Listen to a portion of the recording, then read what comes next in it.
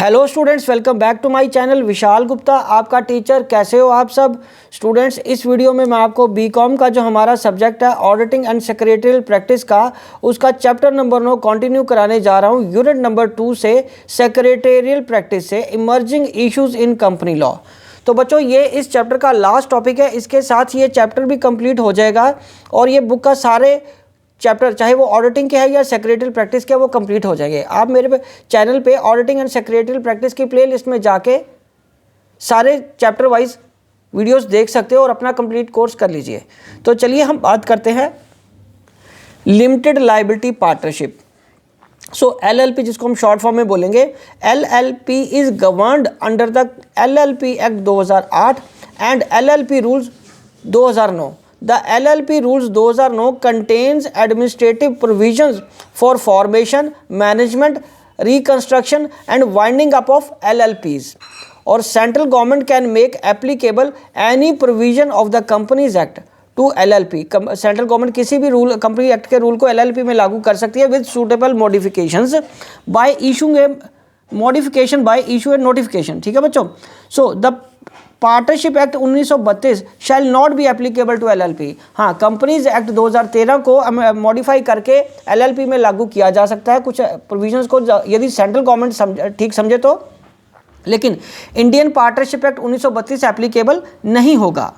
ठीक है बच्चों, LLP में। तो LLP की मैनेजमेंट कैसी होगी बच्चों? Subscribers to the incorporation document will be partners of LLP। उसके बाद दूसरा है mutual rights and liabilities of the partners of LLP governed by LLP agreement. Okay, in the absence of such agreement, relation between partners and LLP would be governed as per schedule 1 of the LLP Act 2008। ठीक है बच्चों, चलो अब हम आगे बढ़ते हैं। इसके फीचर्स क्या हैं LLP के? बच्चों फीचर्स बहुत सिंपल हैं। तो फीचर में सबसे पहला कि ये एक बॉडी कॉर्पोरेट है। ठीक है जी, LLP shall be a body corporate. और LLP दूसरा फीचर है, LLP can be formed by 2 या 2 पर्सन से स्टार्ट हो सकती है, या ज़्यादा पर्सन भी हो सकते हैं, 2 से ज़्यादा पर्सन भी हो सकते हैं। There shall be no upper limit on number of partners in an LLP। It has perpetual succession. LLP is a separate legal entity. उसके बाद LLP has to maintain annual accounts. A firm, private company or an unlisted company is allowed to convert itself into LLP। ठीक है जी, जो एक private firm है और N unlisted company, वो allow की जा सकती है कन्वर्ट करने में अपने आप में LLP में।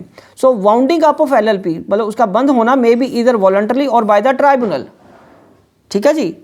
और 9th इसका फीचर है the provisions of the partnership act इसमें एप्लीकेबल नहीं होंगे। ओके, पार्टनरशिप नाम जरूर रखा हुआ है, लेकिन LLP एक्ट के हिसाब से होगा। पार्टनरशिप एक्ट 1932 इस पे एप्लीकेबल नहीं होगा। तो बच्चों अब हम डिस्कस करेंगे वो स्टेप्स कौन से हैं जिसको हम बोलते हैं कि हाउ टू इनकॉर्पोरेट, कि एक लिमिटेड लायबिलिटी पार्टनरशिप को रजिस्टर्ड करने के, इनकॉर्पोरेट करने के स्टेप्स कौन से हैं बच्चों? सबसे पहला स्टेप है deciding the partners and designated partners. Partner को डिसाइड करना और उनको डेजिग्नेट करना।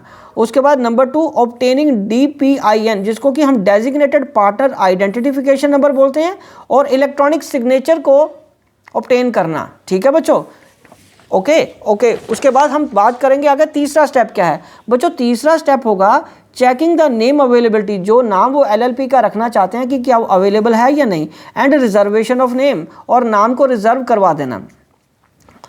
Number 4 drafting of LLP agreement. Number 5 filing of incorporation documents, और लास्ट में सर्टिफिकेट ऑफ इनकॉर्पोरेशन उनको इशू हो जाएगा।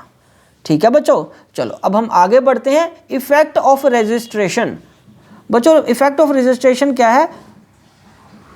Sewing and being sued, SUED। ठीक है, वो केस कर सकते हैं या उन पे केस किया जा सकता है अगर LLP रजिस्टर्ड है तो। ठीक है, एक्वायरिंग, ओनिंग, होल्डिंग, डेवलपिंग और डिस्पोजिंग ऑफ प्रॉपर्टी, वो अपना खरीद भी सकते हैं, मालिकाना हक भी रख सकते हैं, होल्ड भी कर सकते हैं, डेवलप भी कर सकते हैं, और अपनी मर्जी से वो बेच भी सकते हैं सारी प्रॉपर्टी, वेदर मूवेबल और इमूवेबल, टेंजिबल और इंटेंजिबल। रजिस्ट्रेशन करने का ये फ़ायदा होगा। उनकी एक कॉमन सील होगी, इफ़ ये वो डिसाइड कर लेते हैं कि कॉमन सील रखने की। So doing and suffering each other acts and things as body corporate में लॉफुली डू एंड सफ़र। ठीक है, चलो अब हम आगे बढ़ते हैं एडवांटेजेस। बच्चों जो एडवांटेजेस हैं वो एडवांटेजेस ज़्यादातर फीचर्स की तरह ही हैं। सो बहुत इजी पॉइंट्स हैं। सबसे पहले कि एक सेपरेट लीगल एंटिटी है, उसके बाद इजी टू इस्टेब्लिश, कोई ज़्यादा फॉर्मेलिटीज़ नहीं करनी पड़ेंगी, जैसे कंपनीज एक्ट में बहुत सारी फॉर्मेलिटीज़ करनी पड़ती हैं। उसके बाद flexibility without imposing detailed legal and procedural requirements. ठीक है बच्चों, चलो अब हम आगे बढ़ते हैं। उसके बाद परपेचुअल एग्जिस्टेंस। परपेचुअल एग्जिस्टेंस है, लगातार चलती रहती है। Internationally renowned form of business in comparison to company. और उसके बाद no requirement of minimum capital contribution as ₹1 lakh in private company and ₹5 lakh in public company. और 7 नंबर क्या है, no restriction as to maximum number of designated partner, इसकी भी कोई restrictions नहीं है। So LLP and its members are distinct from each other. LLP और उसके मेंबर अलग अलग हैं, मेंबर्स और LLP दोनों अलग अलग होते हैं। So partners are not liable for the act of other partners. LLP में जो पार्टनर है वो दूसरे पार्टनर के एक्ट के लिए जिम्मेदार नहीं होगा। And easy to dissolve and wind up. ठीक है जी, इसको बंद करना और डिसॉल्व करना और वाइंड अप करना बहुत ईजी है। तो बच्चों इसी के साथ ये टॉपिक कंप्लीट होता है और ये चैप्टर भी कंक्लूड हो गया है। इसी के साथ मैं वीडियो को कंप्लीट करता हूँ। Wishing you good luck.